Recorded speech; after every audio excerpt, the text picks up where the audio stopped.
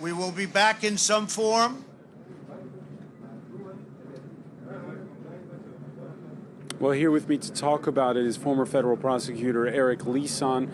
Always a pleasure, sir. My pleasure. So we just heard the U.S. president, the former U.S. president, boast about his achievements. Of course, he's going to stay in the news, what with that impeachment trial by the Senate that is coming up. First question, when you see the tone of the outgoing team, how does Joe Biden handle that? What does he do? He has a very difficult path because he has to balance two competing interests. He wants to heal and unite the nation and move forward. He's got pressing urgencies like the pandemic. At the same time, there can be no unity, there can be no healing without accountability. And the task of accountability is going to be very, very difficult, and it's going to be with him throughout. I think initially he felt like he could put it behind him. He could kind of play the role of let's not dwell and dawdle too long and all that went wrong. But that's not the right approach because what happened here is too serious. And regardless of what Biden wants, there's going to be others that are going to be pursuing the president, justifiably or no. There's going to be a pack of legal wolves in a Shakespearean sense, crying havoc and letting loose the dogs of war, literally after Trump all the time. And part of this is going to be bound in with the national fabric of how to move forward. These things are going to have to be confronted, and Biden's going to have to be weighing the necessity of holding people accountable for conflicting criminal views sometimes while getting everybody together. It's no easy job. And we know that convincing 17 Republican senators out of 50 to cross the aisle and vote for the impeachment article that's been handed up by the House, it looks like a tall order at this point. It looks tall. Certainly it seemed that way and was in the last impeachment, but we have to remember things are very, very different now. Trump is no longer the president. I mean, so from one moment to the next, his political landscape has completely changed. And the people, those very same senators, for the most part, that were sitting in judgment of him before, they were afraid of him because he was the president, because they knew he was not unwilling to exact any kind of retribution that he could. And he occupied the most powerful office in the land. Now we see already Mitch McConnell saying, look, I'm not going to whip the votes. I'm not going to hold you to it. What he did was wrong. What he did was very serious. Not whip the votes, but we do see a lot of lawmakers saying, Republican lawmakers saying what he did was serious, what he did was awful, but look, you've had your second impeachment, which is unprecedented. You've made your point. We have to move on. Yes, there are people that are saying that now. That is absolutely true.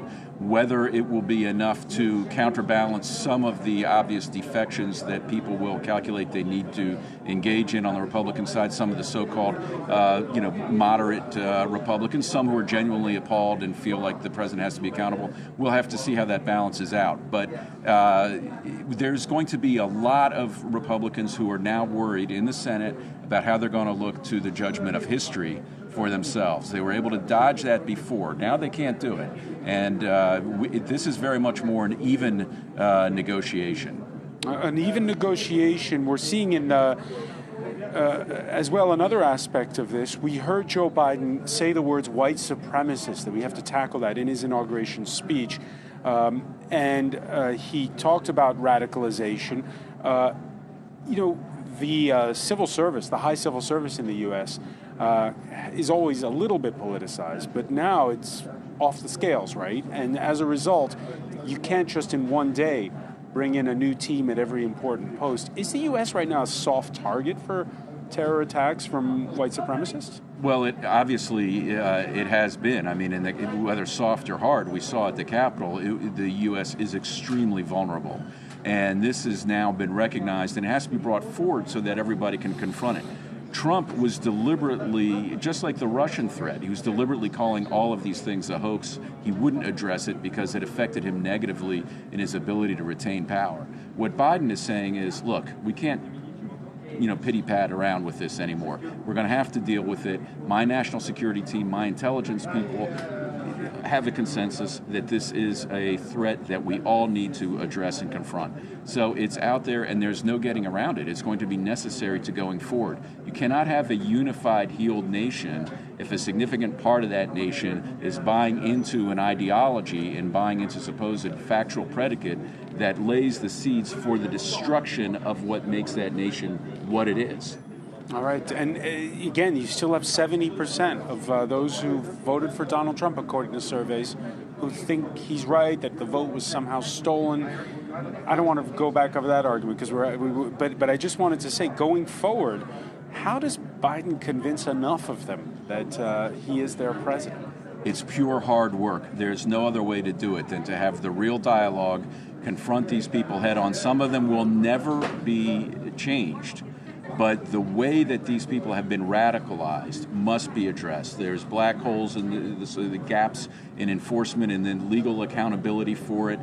People have been afraid to confront it. It's been swept under the rug. People have been thinking it's so crazy it's going to go away. It's been fueled by the fact that Trump is in the White House. All of this is true to a certain extent, but it's not going to go away by itself. And this is what I think Biden has come to realize. And he's not afraid to take it on. It's going to be an existential issue for him. Former federal prosecutor Eric Lisann, always a pleasure. Thanks so much for stopping in. Thank you. And yeah, you heard Eric mentioning there how for Biden going forward, it's going to have to be a dual track, dealing with his predecessor and dealing with the long list of things that need fixing in the United States. Wasim Cornet has more.